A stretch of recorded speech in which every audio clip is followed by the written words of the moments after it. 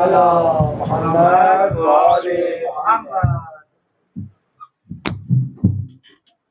بعظمت Bibi Zahra سلام اللہ علیہا بلندتر صلوات. اللہم صلی علی محمد وآل محمد.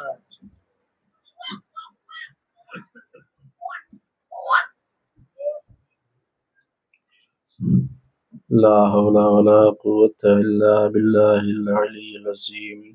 أعوذ بالله من الشيطان اللعين الرجيم. بسم الله الرحمن الرحيم.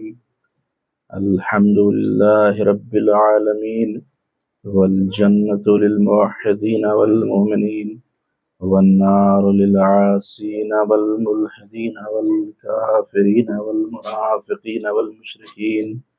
ثم الصلاة والسلام على أشرف الأنبياء والمرسلين الذي كان نبيا وآدم بين الماء والدين، الذي سمي في السماء بأحمد وفي الأرض بأبي القاسم محمد.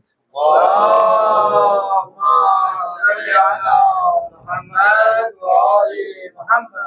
ثم الصلاة والسلام على أهل بيته الطيبين الطاهرين المعصومين المظلومين الغر الميامين، ولعنة الدائمة الباقية الجارية القائمة الثابتة على أعدائهم أجمعين. أما بعد، فقد قال الله سبحانه تبارك وتعالى في القرآن الكريم وهو أصدق القائلين وقوله الحق والصدق. أعوذ بالله من الشيطان الرجيم. بسم الله الرحمن الرحيم. إنا أعطيناك الكوثر فصل لربك وانحر إن شانئك هو الأبتر. صدق الله العلي العظيم. اللهم صل على محمد وآل محمد. شکر خدا اور رسول کے بعد آج کی اس عظیم محفل اور عظیم جشن ولادت بسعادت شہزادی کونین صدیقہ طاہرہ راضیہ مرضیہ بطول عذرا انسیت الحورا ام ابیہا جناب فاطمہ زہرا سلام اللہ علیہا اللهم صل على محمد وآل محمد کی تبریک تہنیت اور مبارکبادی. سب سے پہلے ہمارے زمانے کے امام زمانہ عجل اللہ تعالیٰ فرد الشریف اللهم صل على محمد وآل محمد کی خدمت میں اور اس کے بعد آپ تمام مومنین اور مومنات کی خدمت میں مبارکبادی عرض کرتا ہوں.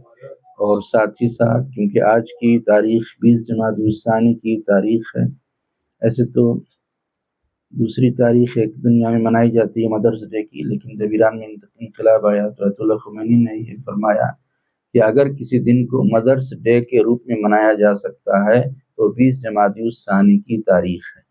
کیوں؟ اس لیے کہ اس دن کائنات کی وہ ماں آئی ہیں کہ جو سب سے عظیم ہیں، اور وہ ہیں کہ جو صرف 11 اماموں کی ماں نہیں بلکہ پیغمبر اسلام کی بھی ماں ہے.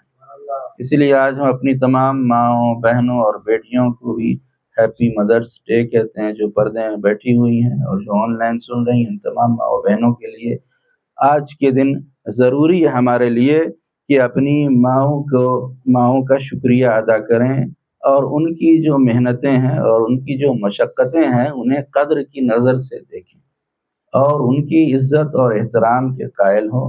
اور اللہ ہماری تمام ماؤں اور بہنوں اور بیٹیوں کی سلامت رکھے اور ان کی سلامتی کے لیے سب مل کر ایک مرتبہ صلوات پڑھیں محمد والے محمد.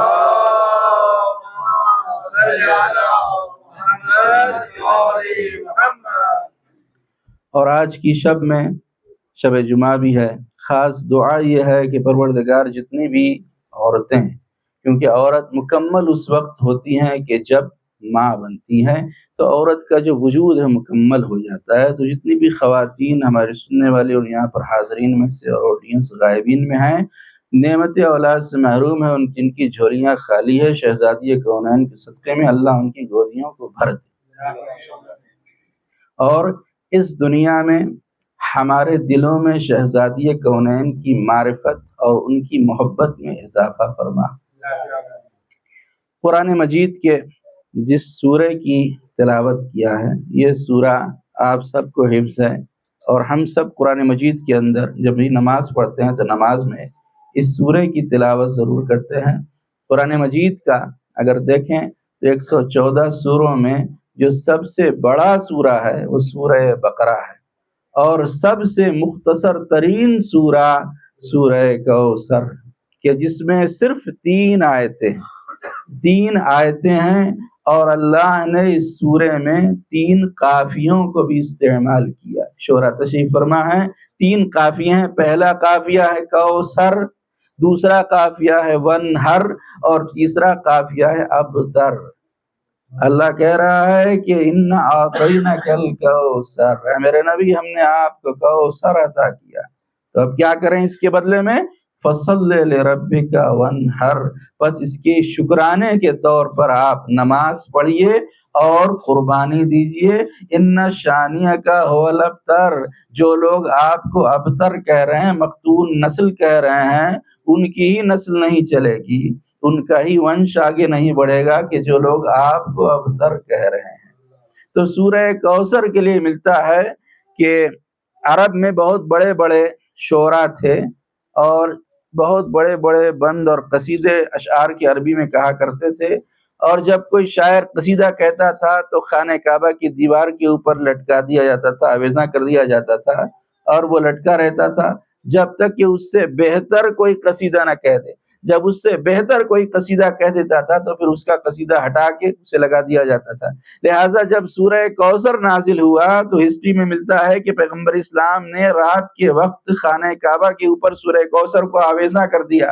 جب صبح ہوئی اور سب بڑے بڑے شعراء اور ادبا نے دیکھا سورہ کوثر کو تو سب ششدر رہ گئے، سب انگشت بدندہ رہ گئے، اور سب نے ایک آواز ہو کر کہا کہ ما ھذا کلام البشر، یہ بشر کا کلام نہیں ہے، یہ ما فوق البشر کا کلام ہے، یہ بشر کا کلام ہو ہی نہیں سکتا ہے۔ ایسا معجزہ دیکھا اس سورہ کے اندر، ایسا اثر دیکھا اس سورہ کے اندر کہ سب نے کہا کہ انسان کا کلام ہو ہی نہیں سکتا ہے، یہ ما فوق البشر کا کلام ہے۔ لہذا سورہ کوثر لٹکا رہا، لیکن کوئی سورہ کوثر کا جواب نہ لا سکا، کوئی سورہ کوثر کا جواب نہ دے سکا۔ تو آپ سوچئے کہ جب اس سورہ کا جواب نہ لا سکے تو یہ سورہ جس بی بی کی شان میں اترا ہے اس کا جواب کہاں سے دنیا لائے؟ محمد وآل محمد صلی اللہ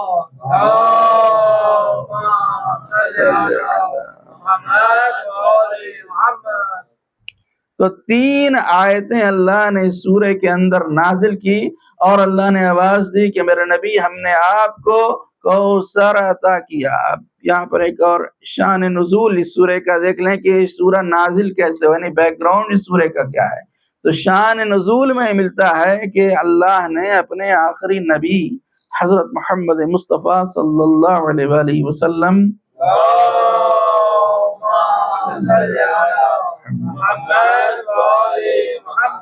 تو مختلف بیٹے عطا کیے۔ ہمارے نبی کے یہاں بیٹوں کی ولادت ہوئی، طیب، طاہر، قاسم، ابراہیم، لیکن مصلحت خداوندی یہ تھی کہ یکے بعد بیٹے پیغمبر اسلام کے دنیا سے رخصت ہو گئے، اور جب بیٹے رخصت ہو گئے تو عاص بن وائل کہ جو عمرو عاص کا باپ تھا، مشرکین میں اس کو بزرگ سمجھا جاتا تھا، اس نے پیغمبر اسلام کو یہ طعنہ دیا کہ یہ ابتر ہیں، اور جب پیغمبر جاتے تھے تو کہتے تھا کہ یہ ابتر جا رہے ہیں، یہ ابتر ہیں۔ ابتر یعنی مقتول نسل کے، جن کی نسل نہ چل سکے، جن کا ونش نہ چل سکے، اور جن کا شجرہ نسب آگے نہ بڑھ سکے، اسے کہتے ہیں ابتر۔ تو وہ کہہ رہا تھا کہ یہ ابتر ہیں، یہ ابتر ہیں۔ اس وقت اللہ نے سورہ کوثر کو نازل کیا، اور سورہ کوثر کو نازل کر کے بتایا کہ تم کہہ رہے ہو کہ میرا نبی ابتر ہے، یہ ابتر نہیں ہے، صاحب کوثر ہے، ابتر نہیں ہے، صاحب کوثر ہے۔ اب تو کوثر کا مطلب کیا ہے؟ الحمدللہ ہمارے یہاں پر بھی کافی مومنین کے نام کوثر ہوتے ہیں۔ تو کوثر کا مطلب کیا ہے؟ یہاں پر اس سورے میں جو اللہ کہہ رہا ہے انا اعطیناک الکوثر، تو اہل سنت کے ایک بزرگ مفسر قرآن ہے فخر رازی، انہوں نے کوثر کے 15 معنی کیے ہیں کہ کوثر کا مطلب، کبھی انہوں نے لکھا کہ نبوت ہے، کہ اللہ کہہ رہا ہے کہ میرا نبی ہم نے آپ کو نبوت عطا کی۔ کبھی انہوں نے لکھا کہ کوثر کا مطلب ہے اصحاب، کہ میرے نبی ہم نے اصحاب کی کثرت عطا کی۔ کبھی لکھا کہ کوثر سے مراد مال و دولت ہے، اور کبھی بیان کیا کہ کوثر سے مراد حوض کوثر ہے۔ تو اب ہمیں سمجھنا ہے کہ کوثر سے مراد ہے کیا۔ تو اگر کوثر کا مطلب سمجھنا ہے تو ایک مثال سے سمجھیں کہ کوثر کا مطلب کیا ہے۔ مثال کے طور پر خدا نخواستہ کسی کے یہاں بیٹے کی موت ہو جائے اور ہم تعزیت دینے جائیں تو کن الفاظ میں اظہار تاسف کریں گے، کن الفاظ میں تعزیت دیں گے؟ آپ کا بیٹا مر گیا، صبر کیجیے اللہ آپ کو ایک نہر عطا کرے گا، کیا اس طرح تعزیت دیں گے؟ کیا اس طرح تعزیت دیں گے کہ آپ کا بیٹا مر گیا، صبر کیجیے اللہ آپ کو دولت عطا کرے گا، آپ کا بیٹا مر گیا، صبر کیجیے اللہ آپ کو دوست عطا کرے گا؟ نہیں، کوئی احمق ہی ہوگا جو ایسے تعزیت دے گا۔ اگر کسی کا بیٹا مر جائے تو تعزیت دینے والے کہتے ہیں صبر کیجیے، ایک بیٹا چلا گیا اللہ دوسرا بیٹا عطا کرے گا۔ نبی کے بیٹے دنیا سے رخصت ہو گئے، اللہ کہہ رہا میرے نبی صبر کیجیے، میرے نبی اگر بیٹے چلے گئے تو کوئی بات نہیں ہے، ایک بیٹی ایسی دوں گا کہ صبح قیامت تک اس کی نسل چلے۔ محمد وآل محمد صلوات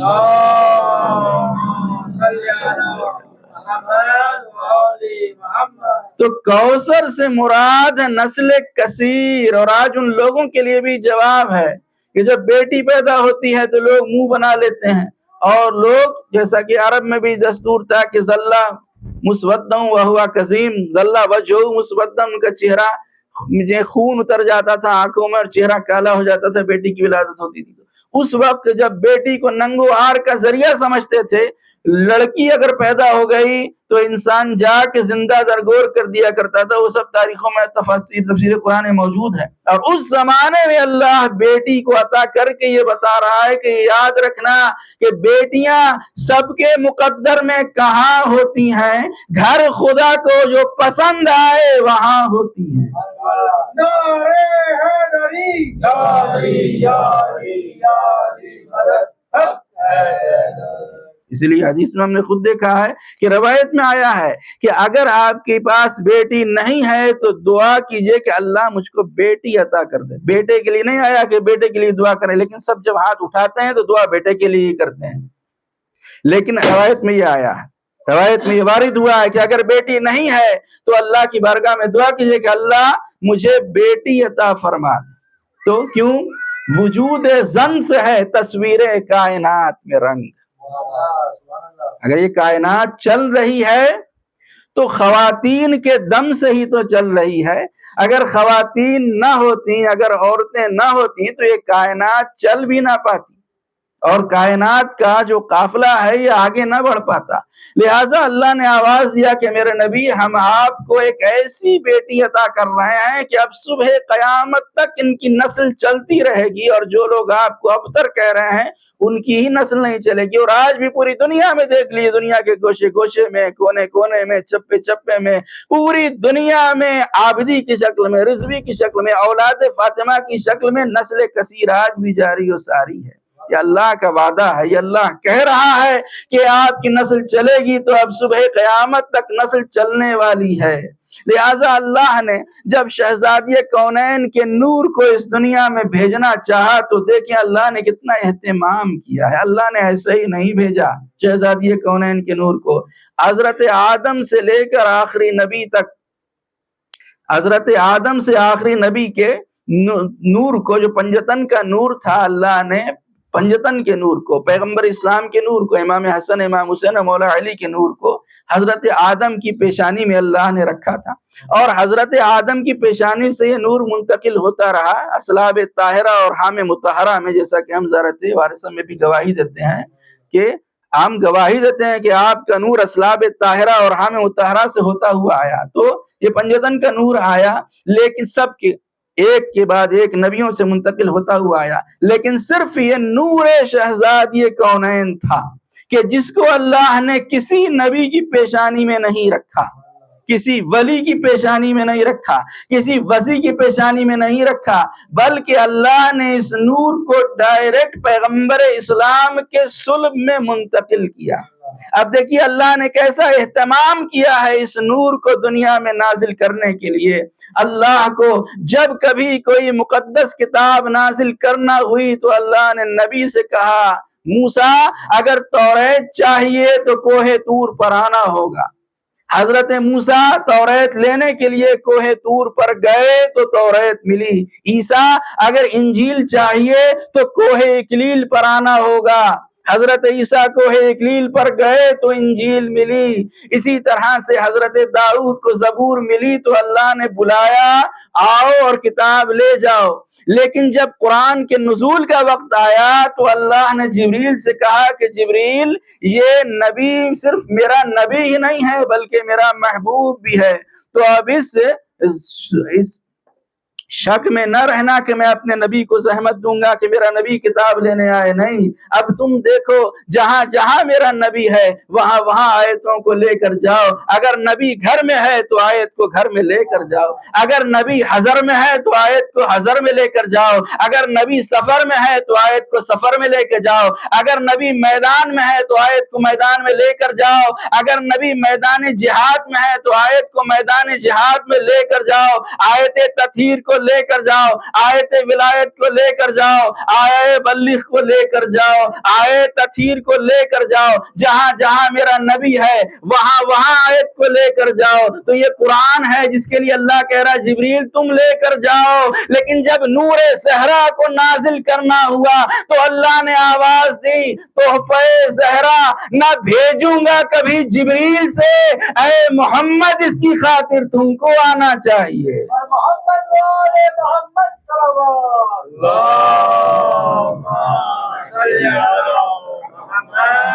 علیہ وسلم۔ اللہ نے آواز دیا ہے میرے نبی اگر بیٹی چاہیے تو آپ کو فرش سے عرش پہ آنا ہوگا۔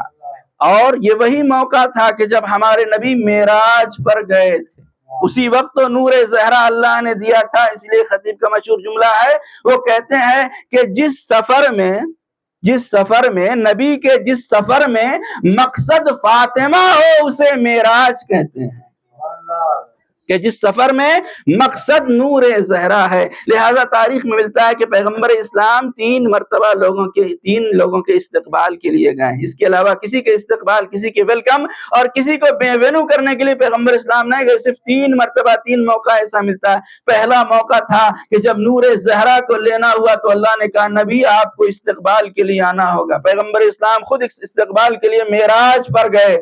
اسی طرح دوسرا موقع جب 13 رجب کو مولا کائنات کا نور خانہ کعبہ میں ظاہر ہوا، اللہ نے کہا نبی اگر وسیع چاہیے تو استقبال کے لیے آنا ہوگا، ویلکم کے لیے آنا ہوگا۔ نور زہرا کے استقبال کے لیے بھی گئے، نور علی کے استقبال کے لیے بھی گئے۔ کیوں؟ اس لیے کہ دونوں ایک دوسرے کے کفو ہیں، دونوں ایک دوسرے کے ہم پلہ ہیں، لہٰذا نور زہرا کے استقبال کے لیے بھی گئے، نور علی کے استقبال کے لیے گئے۔ اور تیسرا موقع وہ تھا کہ جب ختیجہ سے شادی کا وقت آیا تو نبی دولہا بن کر گئے، ویلکم کرنے کے لیے، استقبال کے لیے خود دولہا بن کر گئے، اور بیویوں کے لیے پیغمبر اسلام دولہا بن کر نہیں گئے۔ یہ صرف جناب ختیجہ کا وقت تھا کہ جب شادی ہوئی تو خود پیغمبر اسلام دولہا بن کر گئے۔ تو یہ معراج تھی، معراج کا موقع ہے کہ جب اللہ نے کہا کہ میرے نبی آپ کو فرش سے عرش پر آنا ہوگا، اس کے بعد ہی آپ کو نور زہرا ملے گا۔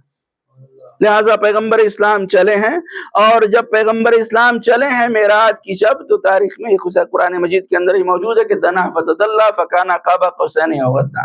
پیغمبر اسلام چلتے چلتے چلتے چلتے اتنے قریب گئے کہ اب خدا اور نبی کے بیچ 2 کمان یا اس سے بھی کم کا فاصلہ رہ گیا، یعنی قرب خدا میں ہے ہمارے نبی، خدا کے جلوے کو دیکھ رہے ہیں ہمارے نبی۔ اب ایسے موقع پر کہ جب نبی اور خدا کے بیچ کچھ نہیں ہے، صرف ایک نور کا پردہ ہے، کہ اتنے میں پیغمبر اسلام بیان کرتے ہیں کہ جبریل امین سامنے آئے، میرے پاس آئے، اور ان کے ہاتھ میں ایک سیب تھا۔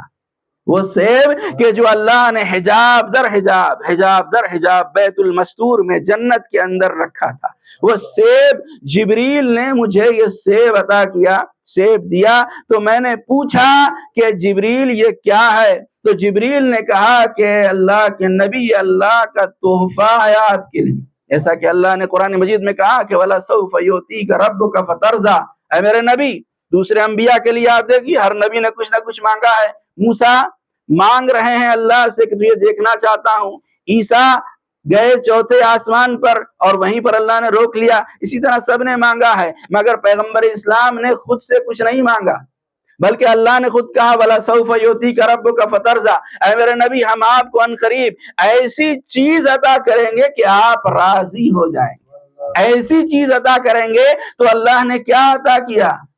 یہی سورہ میں تو اللہ کہہ رہا ہے اِنَّا أَعْطَيْنَاكَ الْكَوْثَرَ، اے میرے نبی ہم آپ کو کوثر عطا کرتے ہیں۔ لہٰذا پیغمبر اسلام گئے، جبریل نے وہ سیب دیا، پیغمبر اسلام نے پوچھا یہ کیا ہے؟ جبریل نے کہا یہ اللہ کی طرف سے تحفہ ہے، اور اللہ یہ کہہ رہا ہے کہ تَأْكُلُ مِنْهَا، آپ اس سیب کو سیب میں سے تناول فرمائیے۔ پیغمبر اسلام کہتے ہیں کہ جب وہ سیب میں نے لیا تو اس میں ایسی کشش تھی کہ میں نے اپنے سینے سے لگا لیا، اس سیب کو اپنے سینے سے لگا لیا، اور جب اس سیب کو دو نیم کیا، دو پارا کیا، تو اس میں سے ایسا نور نکلا کہ میں گھبرا گیا اور میں تعجب کرنے لگا۔ پیغمبر اسلام کون ہیں؟ پیغمبر وہ نبی ہیں کہ جنہیں خدا نے اپنے نور سے پیدا کیا، جو خدا کے نور سے پیدا ہوا ہے وہ نور زہرا کو دیکھ کے تعجب کر رہا ہے۔ پیغمبر اسلام تعجب کر رہے ہیں کہ دو نیم ہوا، اور ایک جیسے ہی وہ نور نکلا ہے، نور نکلا، نور زہرا نکلا، پیغمبر فرماتے ہیں میں تعجب کرنے لگا کہ یہ کیسا نور ہے، کیسی چمک تھی اس نور کے اندر اور کیسی کشش تھی اس نور کے اندر۔ جبریل نے کہا کہ یا رسول اللہ یہ نور وہ نور ہے کہ جس کا نام آسمان میں منصورہ ہے، زمین پر فاطمہ ہے۔ پر محمد والے محمد صلوات، اللہم صلی علی محمد والے محمد۔ اور فاطمہ نام اس لیے ہے کہ اللہ نے ان کے چاہنے والوں پر جنت واجب کی ہے، دوزخ حرام کیا ہے، اور اس کا مطلب یہ ہوا کہ جو ان کا چاہنے والا ہے اس کے لیے جنت واجب، دوزخ حرام، تو جو ان کا دشمن ہے اس کے لیے دوزخ واجب ہے، جنت حرام ہے۔ اب جو دشمن زہرا ہوگا وہ جنت میں جا ہی نہیں سکتا ہے۔ پیغمبر اسلام فرماتے ہیں کہ میں نے اس سیب کو تناول کیا، میں نے اس سیب کو کھایا، اور اسی سیب کے ذریعے سے نور شہزادی کونین پیغمبر اسلام تک منتقل ہوا، اور پھر جب پیغمبر اسلام زمین کے اوپر آئے ہیں تو شہزادی کونین کی ولادت ہوئی۔